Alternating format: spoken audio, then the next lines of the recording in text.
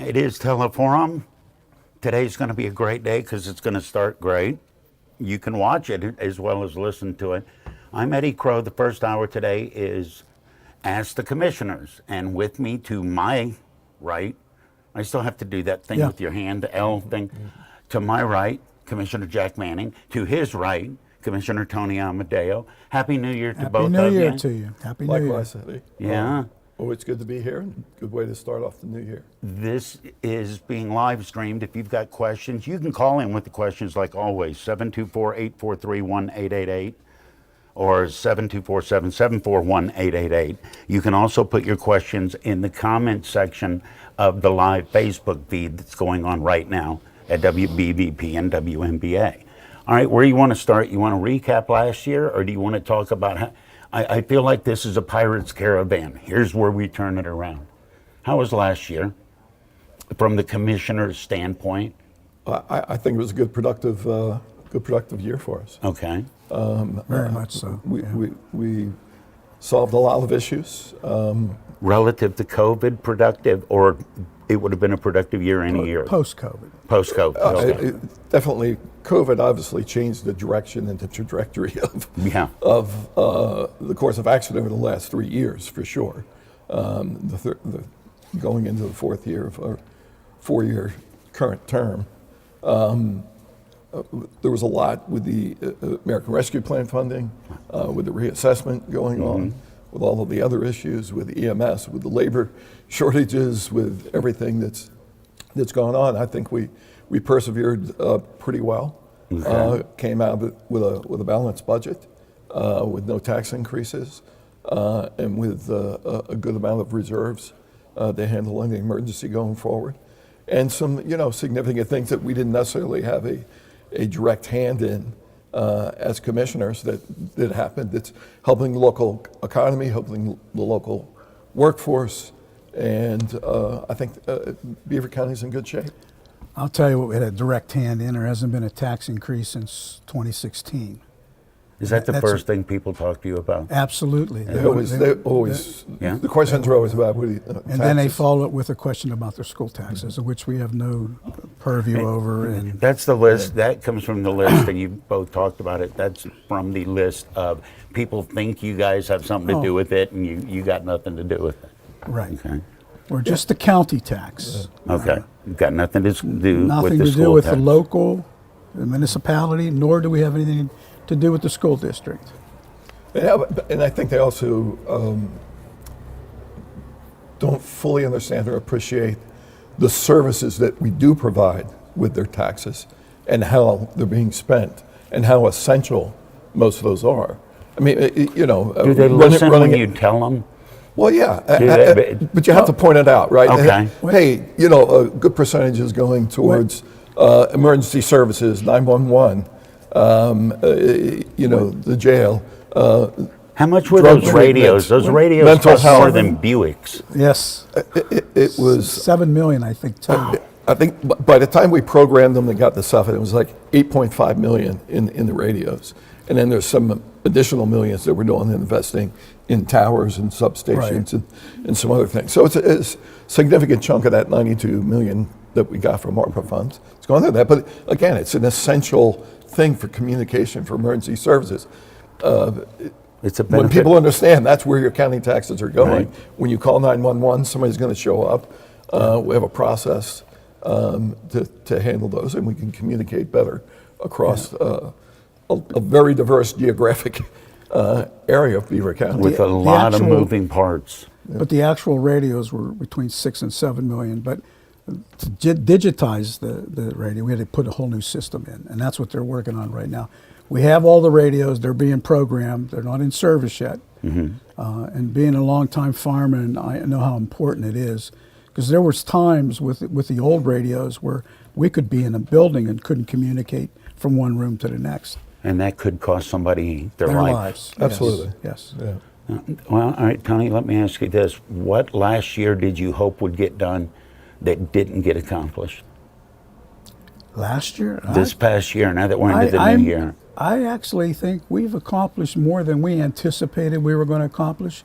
I mean, we took care of the roof, took care of the heating and ventilating systems. We took care of the fascia, the concrete on the walls where the rebar was sticking out, that we're getting that taken care of. We washed the windows the first time in I don't know how many years. I mean, little things that you don't notice we have accomplished. Now we're doing the concrete. As soon as the weather breaks, we're going to fix the concrete that's around the building. We've done a lot. Stuff that nobody noticed because it wearing down was over a lot of years. Well, stuff that we couldn't afford in the past. Stuff, that's why it wore Yes, down. and we were able to, because of the rescue money, we were able to. Some counties kept all the rescue money themselves, where we gave it out to small businesses, we gave it out to nonprofits. We spread the money around, but we also used some of the money to repair the courthouse stuff. Because indirectly, that means someday that we're not going to have to raise taxes to make those corrections. That bill's gonna come due at some point. Right. You might as well pay it now. And what people in the county have to realize, most of our stuff is relatively new. I mean, the year 2000, I think, is when most of the stuff was put together around, a 5-year period right there. So that's why, for example, all the heating and ventilation systems all went out pretty much at the same time. Built-in obsolescence, yeah. That's 23 years now since. But some counties, their buildings are from the 1800s still. Their courthouses, and they're ongoing repairs constantly. That counts as infrastructure.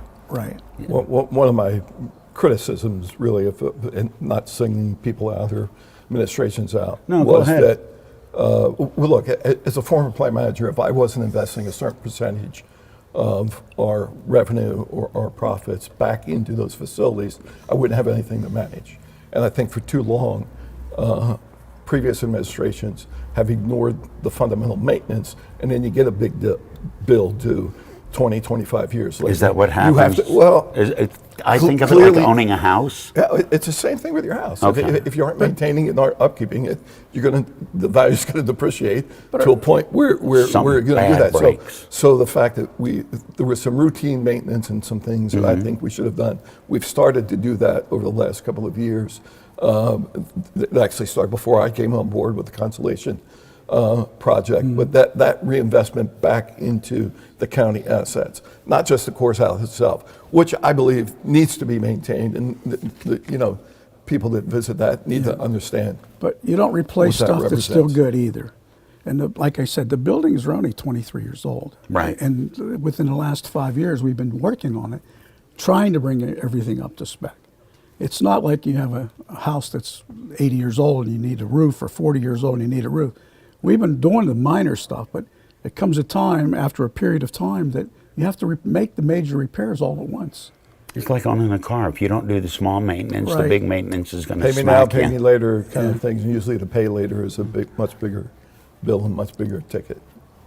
I'm talking with Jack Manning, and I'm talking with Tony Amadeo. It's Ask the Commissioners.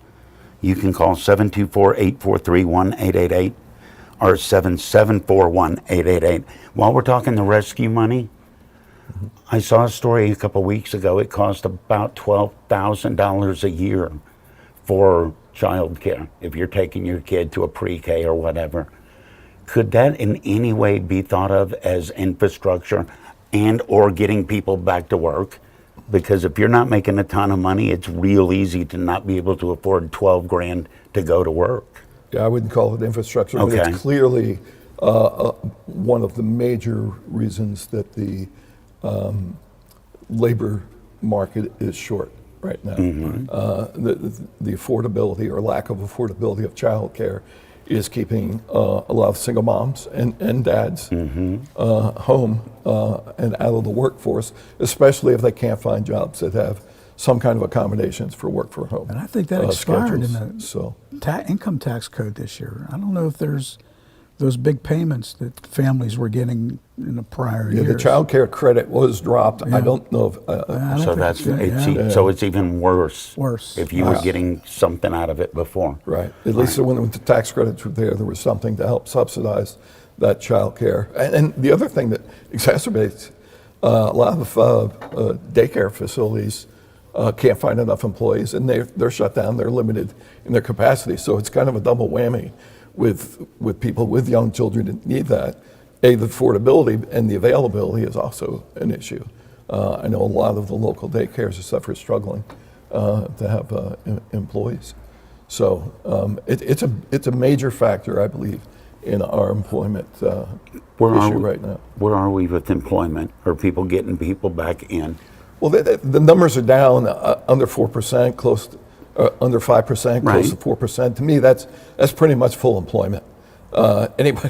Anybody that wants a job, there's a job out there for you. Okay. The folks that are there have some other reasons or unfit for duty, as we used to call it in the HR 4F. business, mentally or physically incapable of performing the jobs that are available. Like just Substance abuse, can't do it. Mental health issues. Right. Attitude. Who knows? I do believe there's a strong underground economy where some people are earning a living but may not be on radar. Did we soften the blow of that term by changing it to gig economy? Well, there's a lot of people I know that are working hard in multiple capacity, multiple jobs. We're seeing that in law enforcement, right? No, absolutely. With the municipalities, they can't find enough part-time employees to run their departments, and a lot of those guys are already working part-time at multiple municipalities. Tony, let me ask you this: as a former teacher, how do we get teachers back in the classroom? Because the historic shortages of teachers. Well, Is it as simple as pay them what they're worth? it runs in cycles. Okay. When I graduated from college, you couldn't get a teaching job. It was very, very difficult. And prior to that, in the late 50s, the job market was like it was now. You could get a job. It was easier to get a job. It's always good to pay teachers more because, let's face it, they're handling your children each and every day. And you want to make sure that they're happy, they're there, they're doing their job, doing it to the best of their ability. They're not frustrated and taking every sick day they want because they can't stand the large class sizes, which hampers education so much. I think it's so important that we treat teachers better than we treat some of our other people. Because in other countries, for example, in Europe, they're held in high regard. El professore, as they're called in Italy, for sure, I know. Okay. But no, you just got to. The biggest thing I remember when I was younger was, you only work at 9 months. I worked 9 months, but I worked 3 jobs just to survive back in those days. Teachers come home, you need to be able to spend time going over your lessons, preparing your lessons, preparing your lesson plans, of course, and checking papers and making sure that you're not scampering in school during the day trying to get those things done, because you need to be planning ahead of time what you're going to do in those classes. And it's not just the material, the subject. You're dealing with human beings and young people. And people don't realize how much power a teacher has in his hands, whether he chooses to use it or not, for the good of society and the good of the community. How many days in your teaching career did you go with it, to hell with those guys, I'm just going to show a film? I never did. I never had that attitude. Never? But I will tell you, when I did show You a film, never had a class the of kids, idiots like me that every once in a while you just like, I can't deal with that Every today. class has a few of them. Do they? Okay. But I enjoyed what I did. I respected each individual. Back in the day, we taught the individual differences. It's not like kids are machines. This is the standardized test. Everybody will meet these goals. No, I had special ed kids in my class. I had accelerated kids in my class. I had average kids in my class.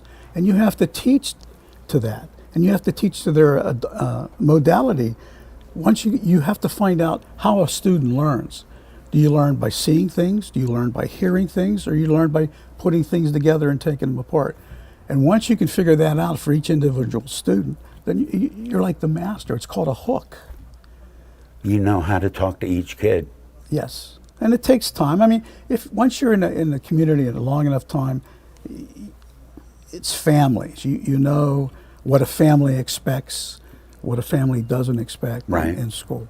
and you try to take them beyond that. How important are these people skills that Tony's talking about when you're dealing with what you guys do? I go back to your previous career as a plant manager.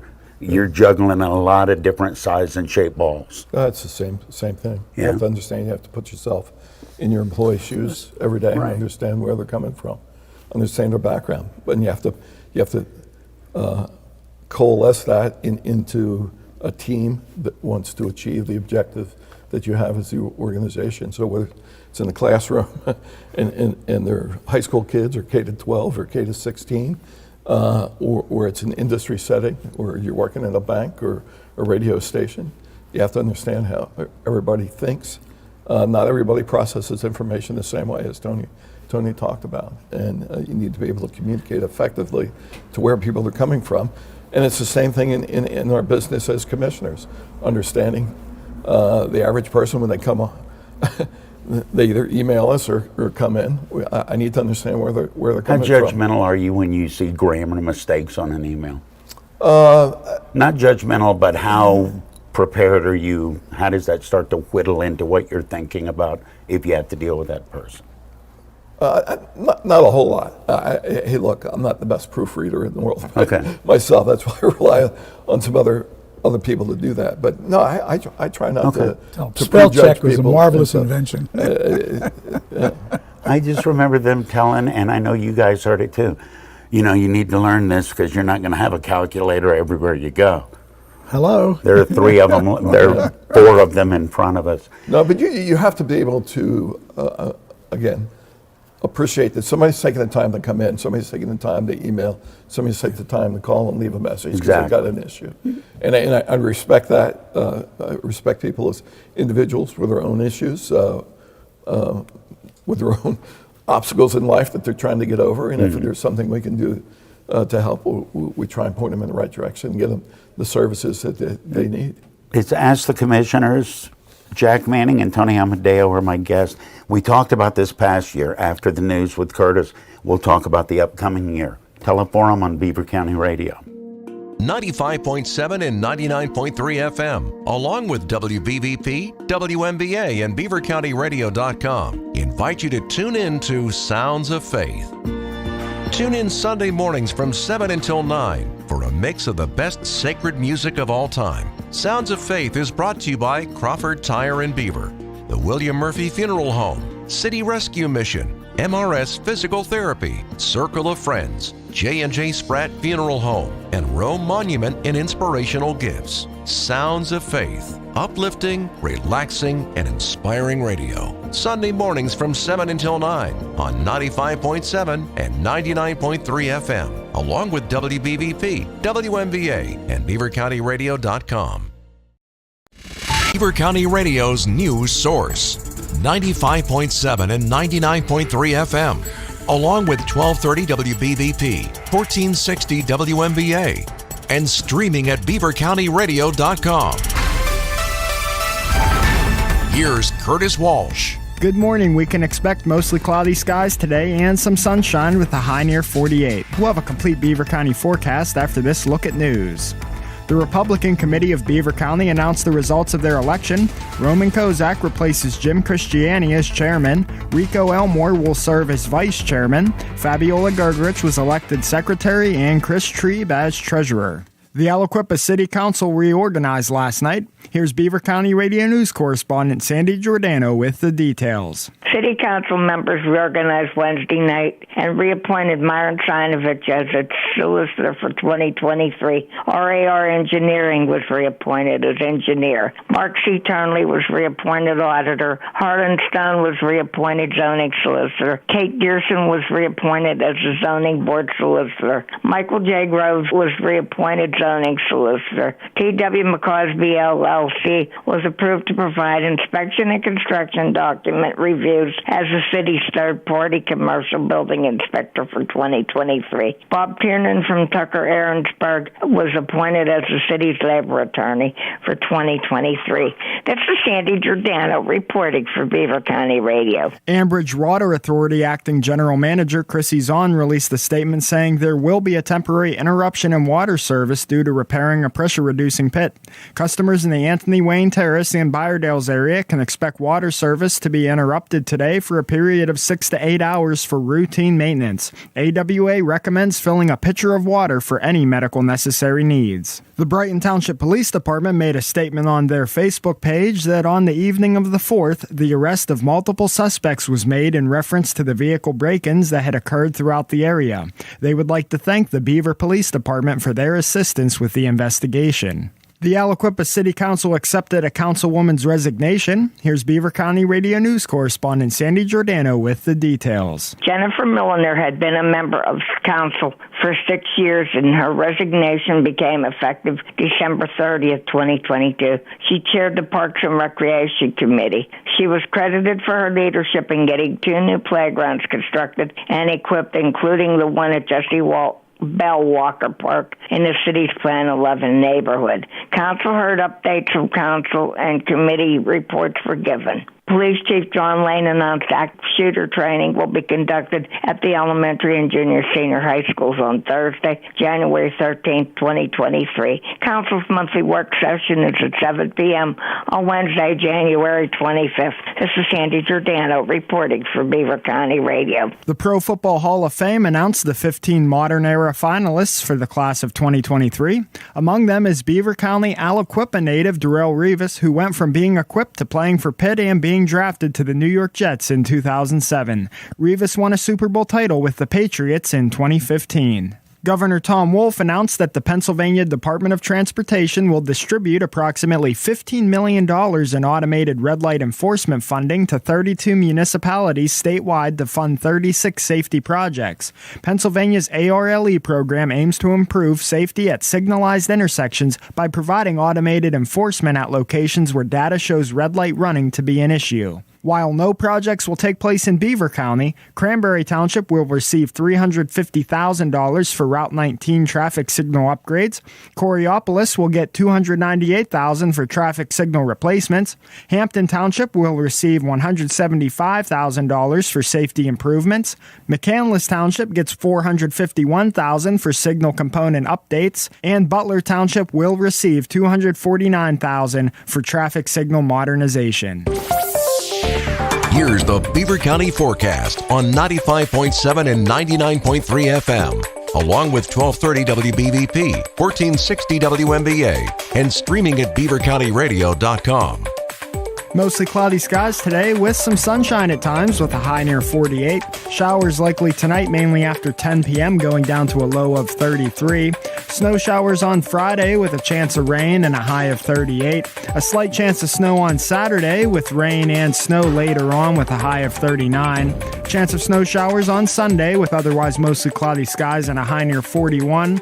And mostly cloudy on Monday with a high near 43. It's 9:35 on this Thursday, January the 5th, and we've got sunny skies at 9:35. That's a look at the news for now. I'm Curtis Walsh on 99.3 FM, 95.7 FM, 1230 WBVP, 1460 WMBA, and streaming live around the world at beavercountyradio.com. You're listening to Beaver County Radio, 1230 WBVP Beaver Falls and 1460 WMBA Ambridge, broadcasting live from the St. Barnabas studios. Teleforum rolls on. It's 35 minutes after 9 o'clock, and it's Ask the Commissioners to roll on. Jack Manning is my guest, so is Tony Amadeo. You can call. Hey, we're on now. Hey, what? We're finally on. We were on before. Yeah, but not there. Well, I can't look at my own face. I got enough problems. I don't need to drag that into this. If you have questions, you can call with your questions, or you can post your questions on the live Facebook feed that Tony just noticed. I always said I had the face for radio, but there now, you go. Now, but now It's out there. All right, you're compared to me, you're a dreamboat. Let's go ahead and say it and make Jack completely Lord. uncomfortable as he I'm sits getting between more us. uncomfortable as you speak. Yes. Jack went from body language, negotiations. You know that. Jack went from when's the bell ring? I want to get out of here. What? Last half hour, nothing. I'm tickled now. Last half hour, we talked about the past year for the commissioners. What are the plans for the upcoming year for the commissioners? Because I know the commission has to work ahead, and in some cases, way, way, way ahead. What's the penciled-in itinerary for the commissioners this year? Well, the year didn't stop all that work. There's the follow-through and the implementation of all that stuff that was laid out last year, right? So we have the reassessment, obviously, that's reaching its final stages and kind of. I'll believe it. I'll believe it when I see it. So, well, you'll be seeing it shortly, probably late spring, early summer this year. People will start to get individual notices on their assessment, and then we're setting up appeals boards and those kinds of things, and also educational sessions to continue to educate the public on how those numbers are derived, what the algorithm is, what 100% assessment means when you do get that stuff in the mail. So, I mean, that's one thing. We've got the broadband that's still in the implementation. We still have to get those radios out, get the 20% from the fire departments and the municipalities and stuff, and get those radios in place, build the communication towers. And then we have to continue to follow up with, we gave out over $20 million to municipalities for a bunch of infrastructure projects across the county on a very equitable basis. We need to keep checking to make sure that those are following through, that they're doing, because that has to all be in place by the end of 2024. And what while they that promised, seems like a ways off, right. It isn't. So They have to complete before they get their money too. It's not a. They have to be in progress, like Jack alluded to. they get reimbursed. Right. For, So right, we're going to so- do this. Hang on to the so- receipts. Yeah, and the Okay. important thing from my standpoint, and I think Tony and Dan as well, is we've allocated that money to them. If they aren't going to spend it or can't spend it, we need to figure out a way to reallocate it where it can be spent. Like my So dad, I don't want to give. bring back your change. Yeah, well, I don't care if it's $10,000 or we've had a couple of $1 million projects that we've granted. If they can't get them completed, if something is happening with that project and that's not going forward, they can't use it in time. We need to get it back in a timely manner. So I'd like to see 6 months intervals where we're checking in with all of them and getting a progress report on where they are. Did they, when they came and asked you for the money, did they have to tell you what it was for Yes. and specifically break Complete down application. a In the timeline? application, what it Okay. was, how much money they were putting in, because some of these things aren't fully funded by us. There were matches involved. So, we needed to see that it was a viable project, not necessarily pad ready, as they say, but it was a viable project that could get completed by the end of 2024, or at least well underway that it could be completed by 2026. But knowing, I mean, here it is, we're January 2023 already. Right. And time moves pretty quickly when you're doing those things, and you need to stay on top of it. Just like we're trying to stay on top of the ones that we're investing, again, back into the county with the water and sewer projects going through Brady's Run, with some of the upgrades of the parks that we're doing. We need to make sure all those things are going forward. But to get to your point, reassessment's the biggie this year. We got to make sure people understand when they get that number, that assessed value, they don't panic, because it's going to be substantially different than what they're used to from their prior assessments, because this is going to be at 100% market value. The number's going to be different than what they've been used to seeing, but that doesn't mean automatically they're paying more? No. Okay, this The is where... Millage comes in. Okay. What's going to happen now? They're going to get a number. It's going to be what the selling price of their house is worth now. What they have is a figure from 40 some years ago what their house was worth at 50%. Okay, now we're going. This was done at 100%, but it took 40 some years for the millage rate to come up to where it was at max, and that's why we lost the reassessment challenge. We At 100%, the millage is going to be so low, it'll be down low, that it'll have enough time to come back up again over a period of time. But we'll all be dead by then. But anyway, it's important that people understand that just because their assessed value from the number they're accustomed to, the one that they see now, is 3-4 times higher, doesn't mean their taxes are going to go up. And that's important for them to understand that and not to panic. And people ask me about advice. I say, I have 3 words for you: appeal, appeal, appeal. If you're not happy, if you don't think that your house will sell for that amount of money, then you have the right to appeal. We have an appeal board. We're creating 5 new appeal boards, so there'll be plenty of boards to appeal. Where were the boards? They'll be at the courthouse, unless we move it somewhere else. We might have an offsite Right. Why location for 5 that. different? Well, just to handle the volume that we're going to get. Right. There's a standing appeals board that's been there forever. Okay. A panel of 3 people, somebody from the assessment office, somebody from the solicitor's office there, and anybody can come in at any time to appeal their taxes. Manufacturing, the mall, retail places, homeowners come in all the time, say, I think I'm unfairly assessed, or a building has been removed from my property that was adding assessed value, or something material has happened. You can come in at any time and appeal that assessed value.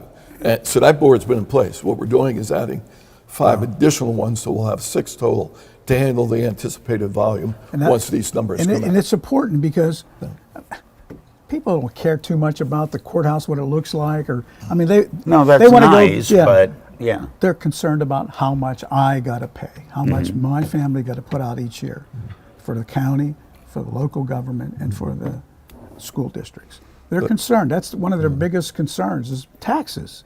And every year, at the beginning of the year, you got to pay your municipal taxes, you got to pay your county taxes, and then in around August, September, you got to pay your school taxes.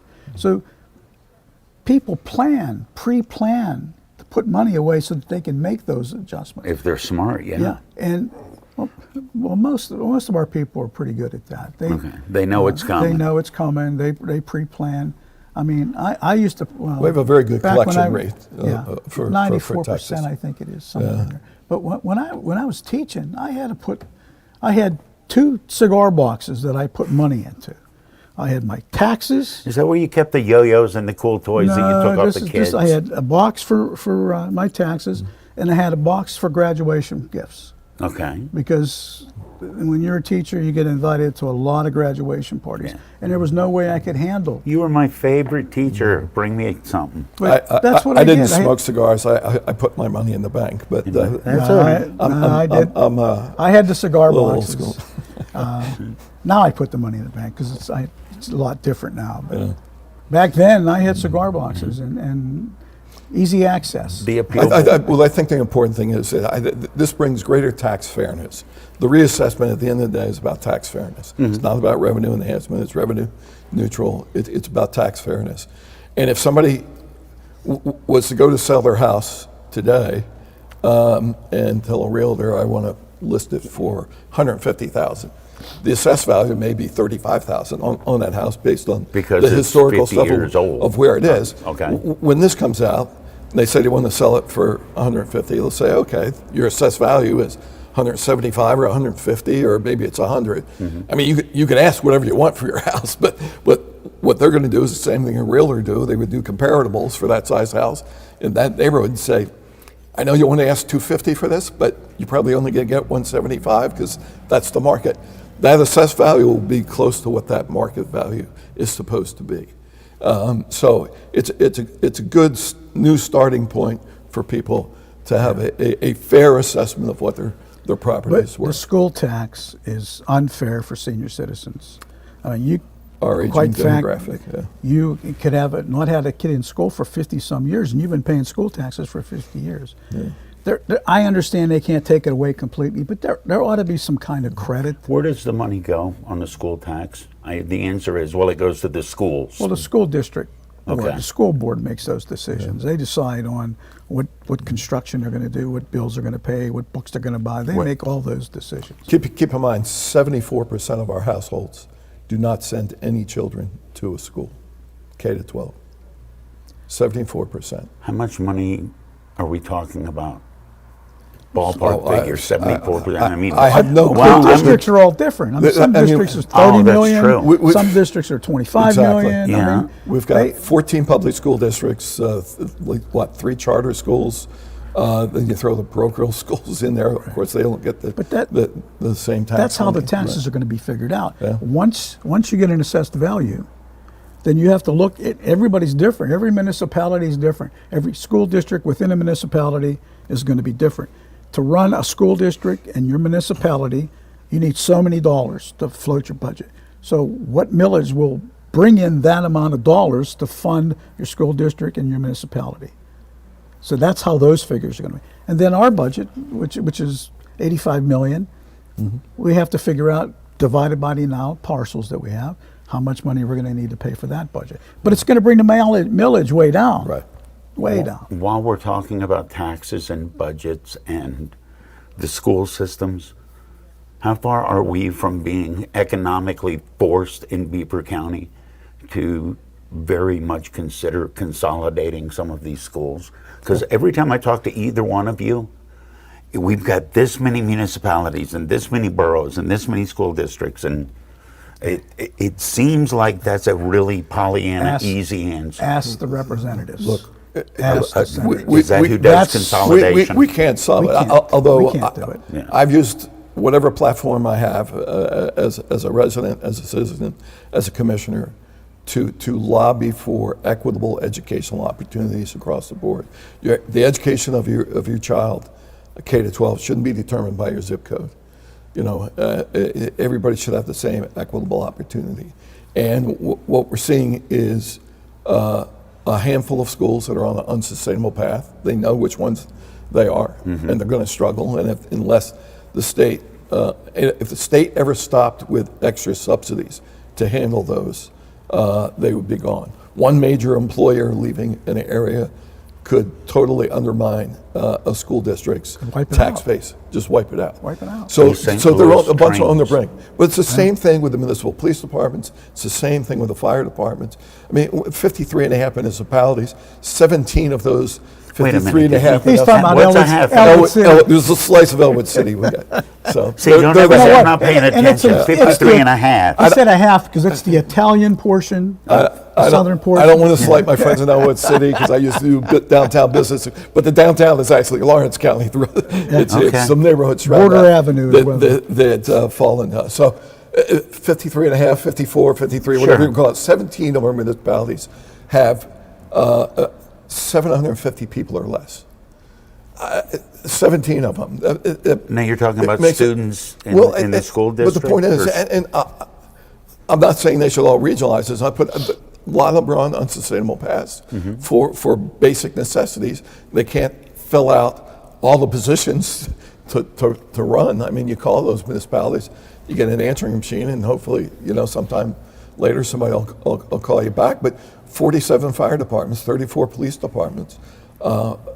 They're on unsustainable paths, and some kind of collaborative culling of the resources, call it what you will, regionalization has to take place, I believe, for that. But again, as Tony says, it's not under our purview to do that. But if there's a way, I can lend my voice to helping them come See to that it. decision Right. and get over there. I'm going to do everything I can. I was at all of those regional police conversations with Baden, Conway, and Freedom. Right. I think it's great what they're doing. I think that's the smartest move they can do. Individually, they can't afford. I mean, Freedom got rid of their police department. So all of those things need some real regional. I think that's just the reality of the new world that we live in.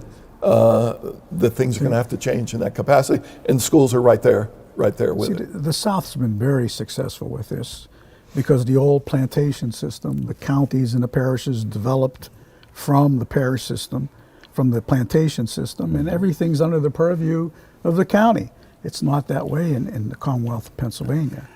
Midwest, very much the same way because it's rural. Yep. You funny. went to, the bus may pick you up an hour and a half early, But I mean, my high school was almost 2,000 kids from all over the county. And I want to be clear, it's not that bigger is better. I came out from the Commonwealth of Virginia, which did have the type of countywide systems. But when you can have one school board, one purchasing department, and that stuff overseeing multiple schools, one superintendent, I mean, there are some efficiencies of that system. To me, I would hate to see any K-8 system be disruptive. You can keep those school boards. Nobody wants to send their kids, especially young kids, on a bus for 2 hours to get to school, Right. And back. But when it starts to be real career preparation, 9 through 12, that's where I think some kids are being shortchanged because they're not having the full opportunity for their families and their desires for the right career path to be prepared for. Because, I mean, to me, at the end of the day, school's about preparing people for life and a career. And You still You know- need neighborhood elementary schools, though. that's what I'm saying. You K to need- you need 8. those, yeah. Socialization at that age. You want that. Nobody wants to see big regionalization. I would hate to see those go away. I don't think they need to go away. And it's not about bigger classrooms, bigger opportunities. But we are losing people to surrounding areas that have newer, better campuses with better amenities and better curriculum opportunities than we have in some of our schools. Could any of the rescue plan money somehow be earmarked as infrastructure in terms of schools? Wouldn't They apply got- to schools. They got their own. They got their own money. They got their own money. Yeah, school districts. Who's in charge of that money? School boards. School boards. Yeah. Okay. As well as the I mean, look at the collaboration that's taken place between Geneva, CCBC, and Penn It's- State. it's been I mean, when I moved here spectacular. 20 years ago, if you'd have told me the three of them were on the same page and meeting routinely, and all have articulation agreements. I mean, when I was a trustee of the community college, we couldn't get either one of them because Penn State would say, "Hey, we are Penn State. Our math is different than your math at the community college," so they weren't going to. They weren't. I He have a said- lot of friends at Penn Jack State. Manning said that. No, and I'm still on their advisory board, and then Geneva. Well, they ain't over So yet. am I. You know, So am I. Geneva, it was like they had an electronic fence around the campus, and didn't, Yeah. you know, nobody could go in or out. It's changed dramatically. Dr. Trapp has done an amazing job of integrating Geneva into the community. Jen Cushman at Penn State Beavers done an amazing job. Roger Davis now with CCBC. The fact that they have articulation agreements and scholarship agreements, they understood that their survivability individually meant collectively we had to do better as a county and as a region to collaborate and have workforce development programs and the like. So it's remarkable. And a lot of our schools, high schools, are doing that as well. I don't want to say that. But clearly some are on an unsustainable path without significant subsidies from the And state. same thing with the state school system. They're collaborative agreements with our community colleges and Exactly. with Penn State and Geneva. They Yeah, it's come a long way in 20 Yes. years, I can Oh, tell you yes. that, a huge leap. But it's been out of necessity and about recognizing the dwindling college preparation, traditional four-year college students, and what's needed to be successful in today's world with certificates and two-year programs and apprenticeships, and the labor unions have been all engaged in this process. It's all about preparing people for life and a career, and that's where the focus ought to be. And I think we've come a long way, and we're moving. There's been a good tipping point to get people thinking differently about what it takes to be successful in life. Are we better at collaborating than we were 20 years ago? oh, absolutely. No question about it. Was it because we wised up or because we got smacked in the head and it was basically economically forced? It's a combination of both. I Is mean, it? you know, I think a lot of it's been out of necessity, and a lot of it's just been some light bulbs came on with some people that this was the right thing to do. What should I have asked you that I didn't ask you? Jack Manning and Tony Amadeo have been my guests this first hour of Teleforum on Ask the Commissioners. What did I not bring up that I should have? No, if you didn't bring it up, we did. So That's why I love when you guys come I in. think we pretty much covered all the Tony's bases. coming, Jack's coming. Cool. Hi, guys. Go. Always one. Always one. There's always one. yeah. The polar plunge. Are you going to jump in the Beaver River on January 21st? Oh, way to throw me under the bus on the air.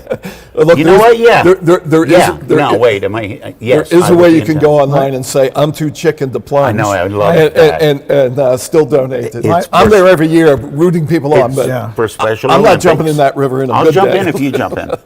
Not going to happen, Eddie. But What collaboration, I right? haven't been in that river since 1959. I just now stopped the glowing from when I swam. Yeah, I'll do it. All right, thanks. It's for a good cause. No, it's Absolutely. Special Olympics. Special Kids at PA Olympics. is one of my favorite causes. Sure, the For 21st. years, 21st, January 21st. So, You hear that, Curtis? Curtis, there you go. producing this. It's on tape too, or it's Okay. recorded. Thanks, Jack. So the next commissioner is Tony. You'll be back, right? I'll see you there. It's Teleforum. It's Beaver County Radio. You're listening to Beaver County Radio, 1230 WBVP Beaver Falls and 1460 WMBA Ambridge, broadcasting live from the St. Barnabas studios. Hey, it's time to wake up, Beaver Valley. Hi, this is Pastor David Grove from the Church of the Redeemed of Beaver Valley. After over 2 years on the air, it seems that some of you still cannot get up in time. So I've got good news. Wake Up Beaver Valley is moving to a new time, now airing from 9 to 10, this and every Saturday morning. It's time to wake up and turn our hearts back to the cross of Jesus Christ. So I invite you to wake up early this Saturday. To find out more, it's Wake Up Beaver Valley, Saturdays from 9 until 10 a.m. on Beaver County Radio. God bless you. The best of Beaver County is easy to discover. It's right here on your radio. Tune in Beaver County Radio or watch the best of Beaver County live on Facebook or YouTube video this and every Thursday from 11 to 11:30. The program is made possible by St. Barnabas. For over 3 years now, the show has been dedicated to shining light on the great things going on right here in your neighborhood and the people that are making it happen.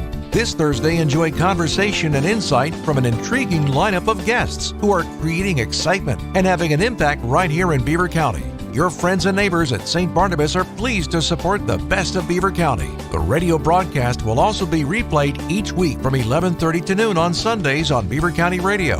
Archived Best of Beaver County videos can be viewed on the WBVP WMBA Facebook page. It's your chance to encounter the best of Beaver County with host Mike Romai this Thursday starting at 11. For more information, visit beavercountyradio.com.